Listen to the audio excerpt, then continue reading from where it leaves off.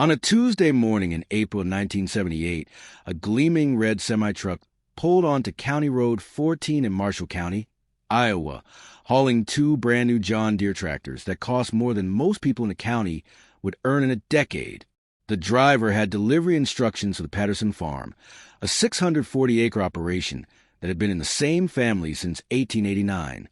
He was supposed to drop off a new John Deere 4440 and a new John Deere 4240, $47,000 and $38,000 respectively, total value $85,000 before tax, at the main equipment shed.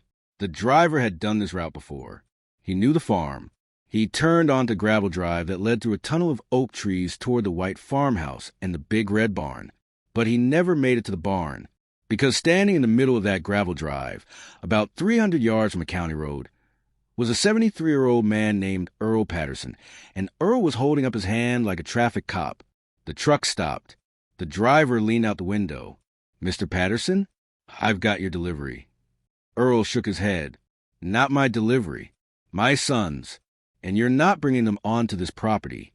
The driver blinked, confused. "Sir, I've got paperwork here. 2 tractors ordered by James Patterson. Delivery addressed this location." Earl's expression didn't change. "I know what the paperwork says, but this is my land, and those tractors aren't coming on it. Turn around and take them back to the dealership." What happened in the next 45 minutes became legendary in Marshall County, and the lesson it taught is one that every farmer, young or old, needs to hear before they make the biggest financial mistake of their life. Before I explain exactly what happened between Earl Patterson and his son that morning, you need to understand the agricultural environment of the late 1970s, because this wasn't just a family dispute. This was a collision between 2 completely different philosophies of farming, happening at the exact moment when American agriculture was splitting into 2 camps: those who believed debt and expansion were the path to survival, and those who believed debt was a noose waiting to tighten.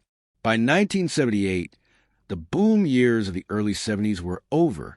Corn prices, which had peaked above $3 per bushel in 1973 to 74, had settled back to around $2.10 to $2.30. Land values were still high. Iowa farmland was averaging $1,800 to $2,000 per acre, but the explosive appreciation had slowed. Interest rates were creeping upward as the Federal Reserve tried to control inflation, and equipment prices had gone through the roof. That John Deere 4440 that cost $47,000 in 1978, a comparable tractor in 1970 would have cost about $12,000. Equipment costs had nearly quadrupled, while commodity prices had barely doubled. But here's what made 1978 particularly dangerous. The agricultural lending industry was still operating on the assumption that the boom would continue. Banks were eager to lend to farmers, especially young farmers who wanted to expand and modernize. The term progressive farmer was thrown around like a badge of honor. If you weren't expanding, if you weren't upgrading to bigger equipment, if you weren't planting fence row to fence row, you were considered backward, old-fashioned, destined to be left behind. The John Deere dealerships and the farm credit lenders had basically formed a partnership. The dealers would sell the dream of modern farming, and the lenders would finance it with 7 to 10-year loans that seemed manageable when you looked at the monthly payment in isolation.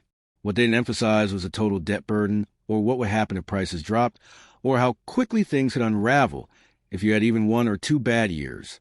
Earl Patterson had started farming in 1927 when he was 22 years old, right before the Great Depression. He'd watched his father lose 160 acres in 1932 because of debt incurred during the 1920s boom. He'd survived the Depression by farming small, spending nothing he didn't have, and treating debt like poison. He'd built the Patterson farm from 160 acres in 1935 to 640 acres by 1960, and he'd done it without ever taking a loan for equipment. Not once. Not ever. He bought used tractors, fixed them himself, and ran them until they literally couldn't be repaired anymore. His current equipment roster in 1978 included a 1960 John Deere 4010, a 1965 John Deere 4020, and a 1953 John Deere 70, plus implements that ranged from serviceable to barely functional. Nothing was new. Nothing was financed. And the farm was completely paid off, 640 acres, free and clear, worth over $1 million, with zero debt.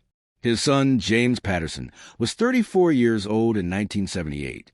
He'd grown up on the farm, worked alongside his father since he was old enough to drive a tractor, and had every intention of taking over the operation when Earl retired. But James represented a different generation, one that had come of age during the boom years of the early 70s, one that had been taught by agricultural colleges and extension agents that modern farming required modern equipment, modern techniques, modern thinking. James had attended Iowa State, majored in agricultural business, and come home with ideas that made Earl deeply uncomfortable. James talked about economies of scale and capital efficiency and leveraging appreciating assets. Earl talked about not owing anyone a damn thing.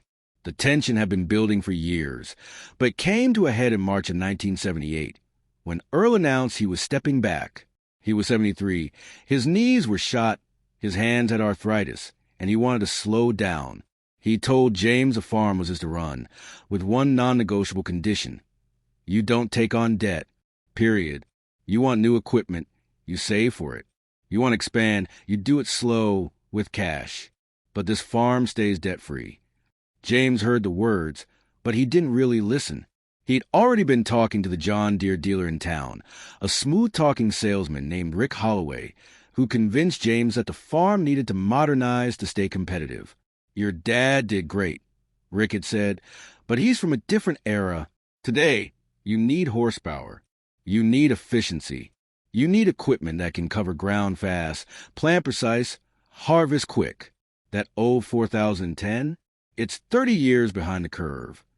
Rick had shown James a new 4440, a 130 horsepower beast with a turbocharged diesel engine, power shift transmission, and a cab with air conditioning and a stereo. He'd shown him the 4240, slightly smaller at 100 horsepower, but still a massive upgrade over the old equipment. And he'd shown James the financing options. 10-year loan at 9.5% interest, monthly payments of about $1,100 for both tractors combined. You're farming 640 acres, Rick had said. You'll cover that payment easy, even in a bad year. And in good years, you'll make enough extra from increased efficiency to pay it off early. James had run the numbers. At 640 acres, averaging 115 bushels of corn per acre, at $2.20 per bushel, he'd gross about $162,000.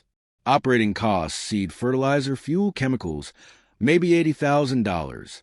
That left $82,000 before equipment payments. Annual payment on the tractors, $13,200. Still left $68,800. Seemed like a no-brainer. What James didn't calculate, what Rick Holloway conveniently didn't mention, was how much those numbers could change. What if yields dropped to 90 bushels in a drought year? What if corn fell to $1.80? What if fuel prices spiked? What if the tractors needed major repairs that weren't covered by warranty? What if interest rates rose and he needed to refinance operating debt at higher rates? James was looking at the best-case scenario and assuming it would always be the case. Earl, who'd lived through depression and multiple farm recessions, knew better. When James told his father he'd order the tractors, Earl's reaction was immediate and volcanic. They were standing in the kitchen of the farmhouse, and Earl slammed his coffee cup down so hard it cracked the saucer. You did what?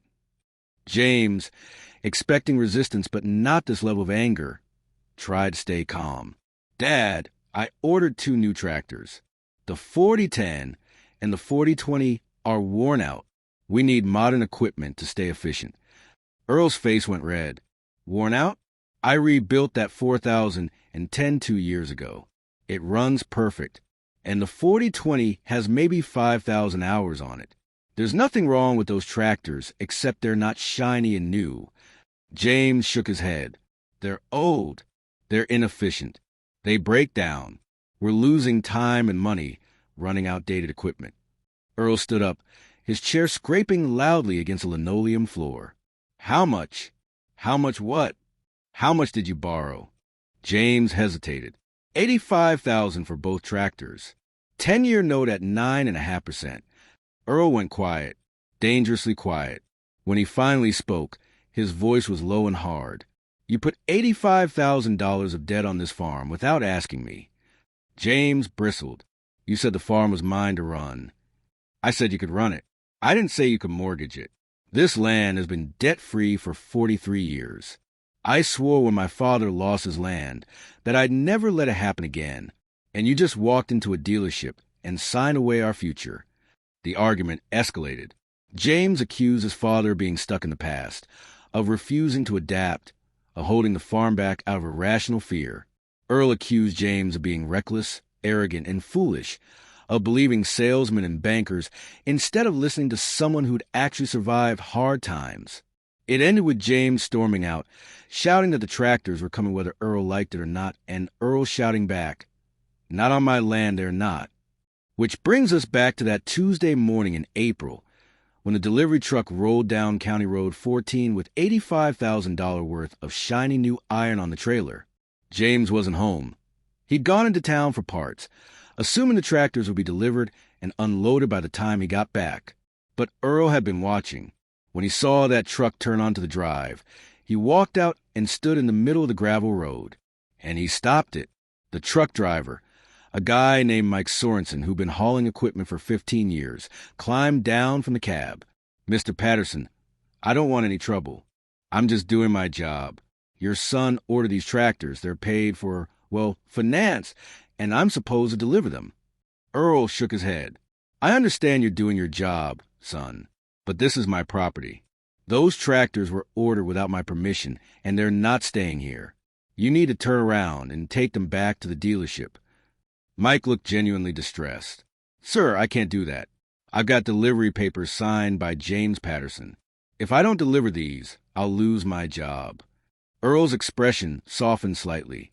"I'm not trying to get you fired, but I'm not letting those tractors onto this land. Here's what's going to happen. You're going to call your dispatcher. Your dispatcher is going to call Rick Holloway at the dealership, and Rick is going to call my son, and then we'll see what happens." Mike, not seeing any other option, made the calls. Within 20 minutes, Rick Holloway's pickup truck came roaring down the county road, followed a few minutes later by James and his truck. The scene that unfolded was later described by Mike Sorensen to at least a dozen people at the cafe in town, and it entered local legend. James jumped out his truck, furious. "Dad, what the hell are you doing? These are my tractors." Earl stood his ground. "They're not your tractors. They're the bank's tractors. You're just making payments on them. And they're not coming onto land that I own." James's face flushed. "You said I could run the farm." "I said you could farm the land. I didn't say you could leverage it. There's a difference, and you're about to learn it the hard way." Rick Holloway, sensing the sale falling apart, tried to intervene. "Gentlemen, let's all calm down. Mr. Patterson, Earl, I understand your concerns, but James is a grown man. He's made a business decision. These tractors will increase productivity, reduce costs in the long run." Earl turned to Rick with a look that could have melted steel. "Rick, you sold my son $85,000 worth of equipment he doesn't need and can't afford, and you did it knowing damn well I'd never have approved it. You want to help? Get in your truck and get off my property." Rick, for the first time, looked uncertain. "The contract is signed. The loan is approved. These tractors are legally purchased." Earl nodded slowly. "That may be true, but the delivery address is my property, and I'm refusing delivery. So unless you want to sue me for breach of contract, which I'm not part of, you can load those tractors back up and take them to your lot, or James can rent ground somewhere else to park them. But they're not staying here." The standoff lasted another 30 minutes. James argued, pleaded, and finally threatened to sue his own father. Earl didn't budge. Finally, Rick Holloway made a decision. He told Mike to take the tractors back to the dealership. "We'll sort this out," he said to James. "Don't worry, we'll figure something out." But Earl knew exactly what would happen. The dealership would keep the tractors on their lot, and James would either have to find somewhere else to put them, or he'd have to cancel the contract and face potential penalties. Either way, the tractors weren't coming onto the Patterson farm. James didn't speak to his father for 3 weeks. He rented a small shed from a neighbor 5 miles away and had the tractors delivered there. He paid $200 a month for the storage. He took out an operating loan to cover startup costs for the season, since his cash was tied up in the tractor payments. And he farmed the Patterson 640 acres with the new John Deeres, determined to prove his father wrong. Earl, meanwhile, watched silently. He didn't interfere. He didn't sabotage. He just watched. The 1978 growing season started well enough. James planted all 640 acres, mostly corn with some soybeans, using the new 4440 and a new planter he'd also financed, another $12,000 he hadn't told his father about until after fact. The equipment performed beautifully. The 4440 was powerful, comfortable, efficient. James covered ground faster than he ever had with the old 4010. He felt vindicated. See, he told himself, the old man doesn't understand modern farming. Then summer arrived, and it was dry. Not a catastrophic drought, but below average rainfall in June and July. Corn across Marshall County was stressed. James's fields, which he'd fertilized heavily using recommendations from an agronomist who worked on commission selling fertilizer, were showing signs of nitrogen burn. The heavy fertilizer application, combined with lack of water, was actually stressing the plants. His father, watching from a distance, said nothing, but he noticed. By late July, it was clear the crop wasn't going to be great. James was projecting yields of maybe 95 to 100 bushels per acre, well below the 115 he'd used in his calculations. And corn prices had dropped to $2.05 per bushel. He ran the numbers again. 640 acres at 98 bushels per acre at $2.05, $128,051 gross. Operating costs, which had increased because of higher fertilizer use and fuel consumption from the bigger tractors, $85,000. Net before equipment payments, $43,051. But his equipment payments for the year, 2 tractors plus the planter, all financed, were $17,800. That left him $25,251. Still profitable, but a lot tighter than he'd expected. And he still had living expenses, maintenance costs, property taxes. Then in August, the 4440 developed a problem. The turbocharger started making a strange noise, and within a week, it failed completely. James took it to the dealership. Rick Holloway, noticeably less friendly than he'd been during the sale, told him the turbocharger failure was likely due to improper maintenance. Specifically, not letting the engine cool down properly before shutting it off, which causes oil coking in the turbo bearings. It's not covered under warranty, Rick said. The repair cost, $3,200. James didn't have $3,200 in cash. He'd spent everything on operating expenses, and he was counting on harvest revenue to cover his end-of-year obligations. He asked the dealership if he could add the repair to his loan. They said no, the loan was for the original purchase only. He went to the bank and asked for a short-term note.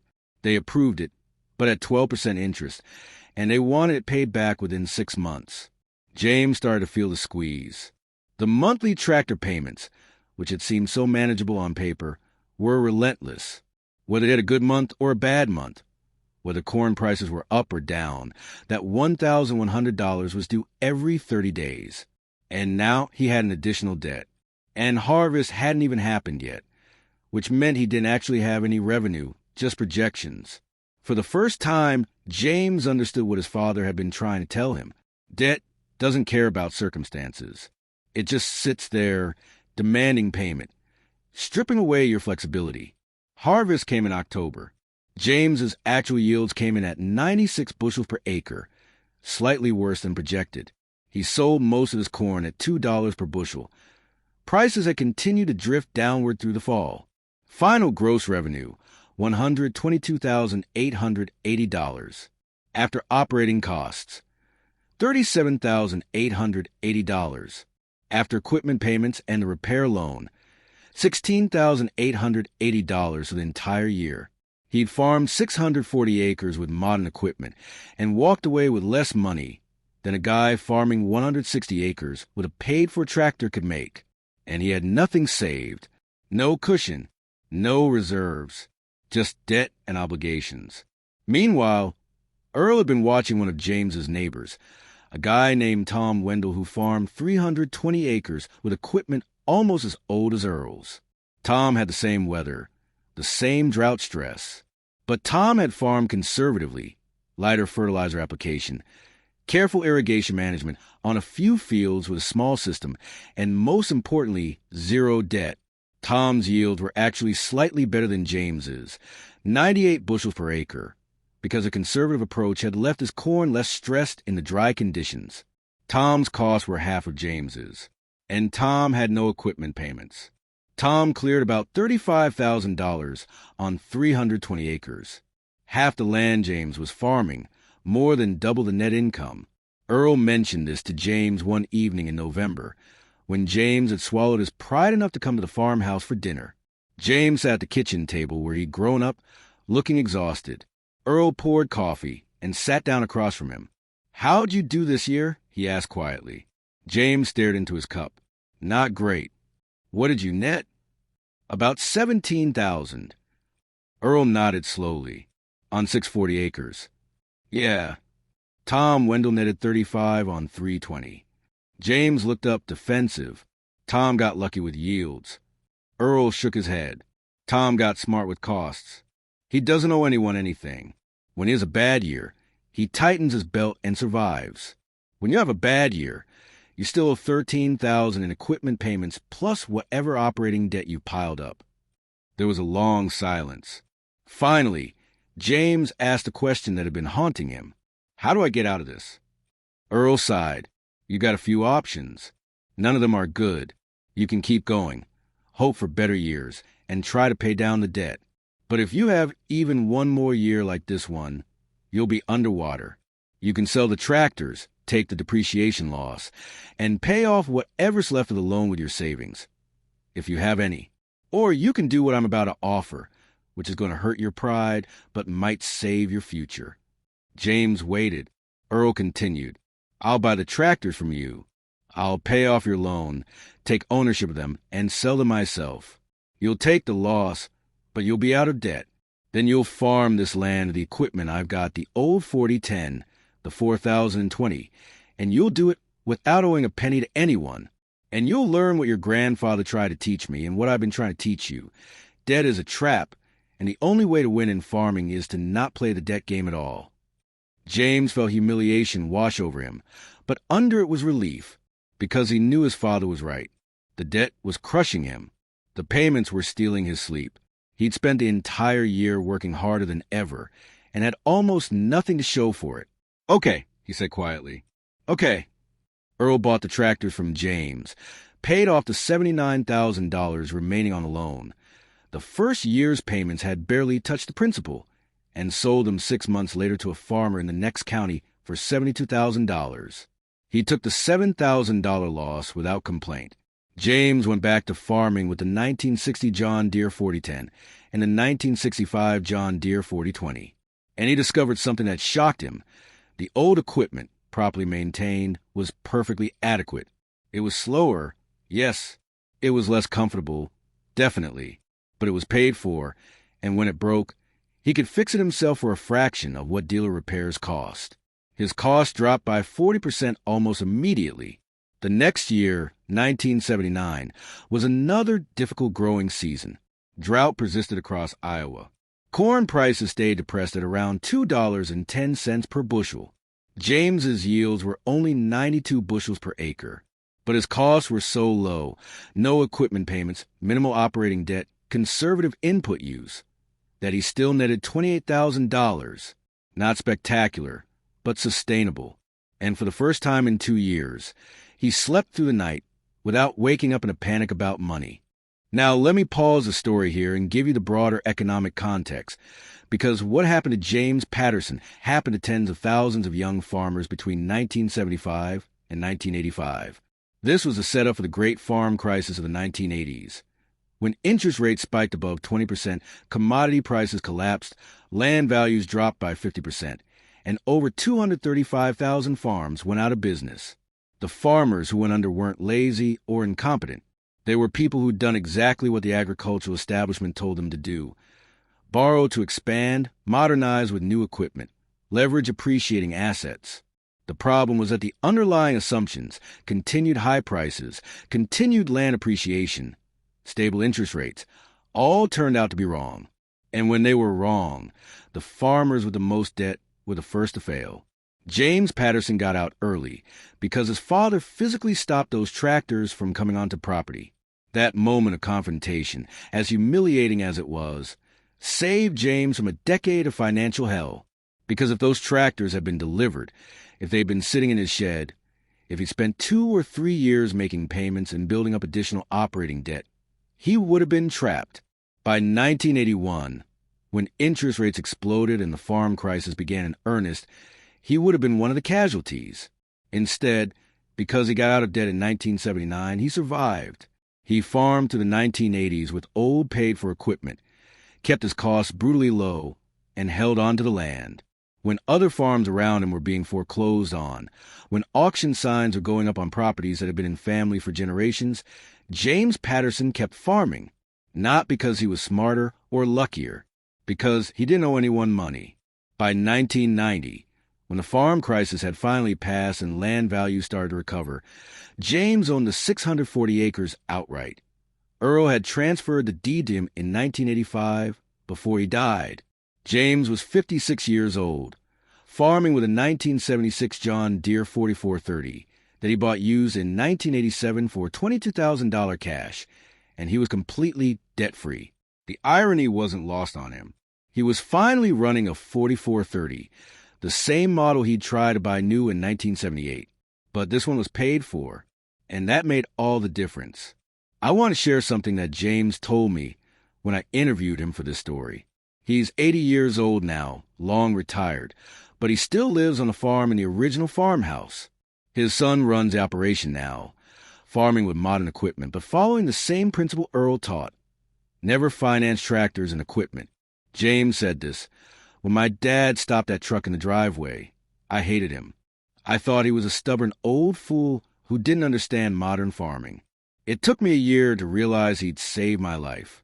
And it took me another decade to understand the real lesson, which wasn't about tractors. It was about control. When you owe money, someone else controls your future. The bank controls when you can retire, whether you can survive a bad year, whether you keep your land. When you don't owe money, you control all of that. My father spent his whole life fighting to maintain that control, and in one moment of stupidity, I almost threw it away. That truck stopping in the driveway was the best thing that ever happened to me." Let me bring this into modern context. Today, in 2024, the equipment situation is even more extreme. A new high-horsepower tractor can cost $500,000. A new combine can cost $800,000. A modern farming operation can easily require $2 million in equipment, and very few farmers have that kind of cash. So they finance, and the dealers and the banks make it seem so reasonable. Look at the monthly payment. They say, spread over 10 years, it's totally manageable. But they don't talk about the total interest you'll pay. They don't talk about what happens if you have 2 bad years in a row. They don't talk about the psychological weight of knowing that if anything goes seriously wrong, you could lose everything. And here's the thing that really troubles me. The agricultural industry has normalized debt to the point where young farmers think it's impossible to succeed without it. They think you can't start farming without borrowing hundreds of thousands of dollars. They think old equipment is worthless. They think if you're not running the latest technology, you're falling behind. And all of that is a lie. A profitable, sustainable lie that benefits equipment manufacturers and lenders, but destroys families. The truth that Earl Patterson knew and tried to teach his son is that farming is not about having the newest equipment.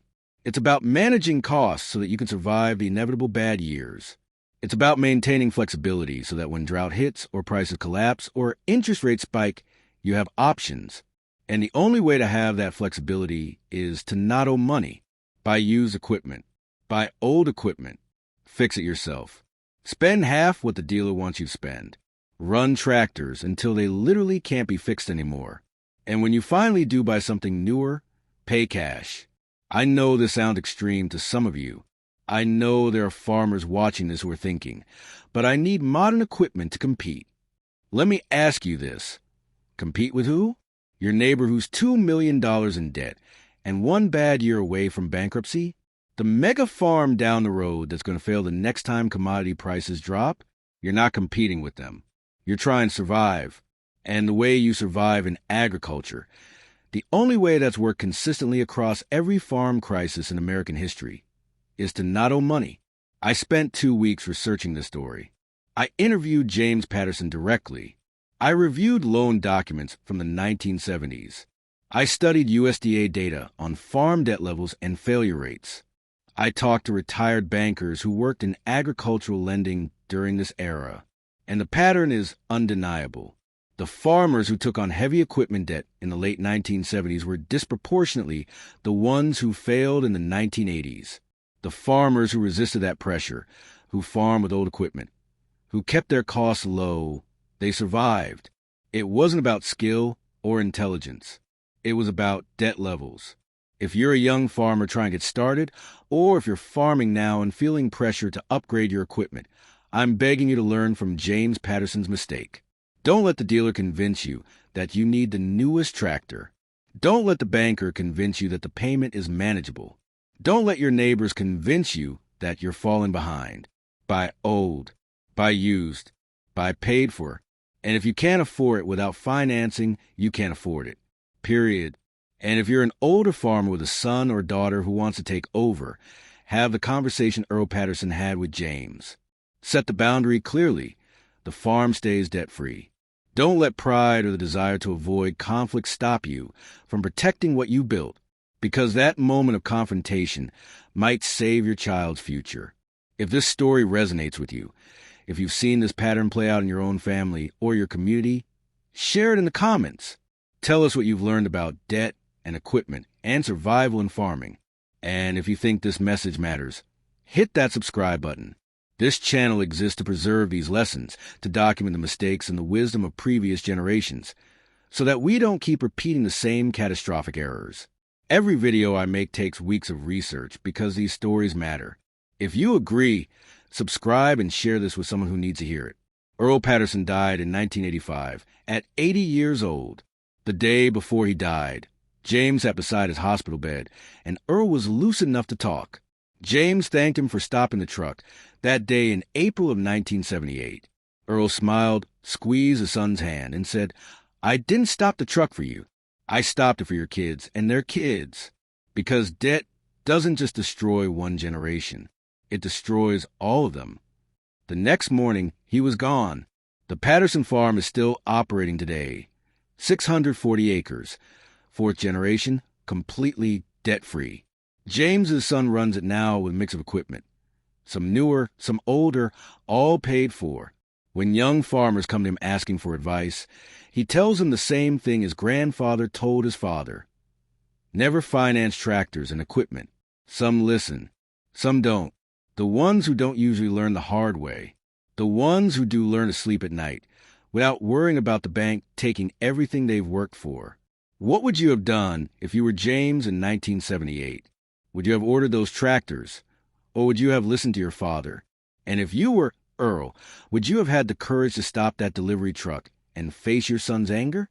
Let me know in the comments. And remember, the newest equipment won't save your farm, but staying out of debt might. Thanks for watching, and I'll see you in the next one.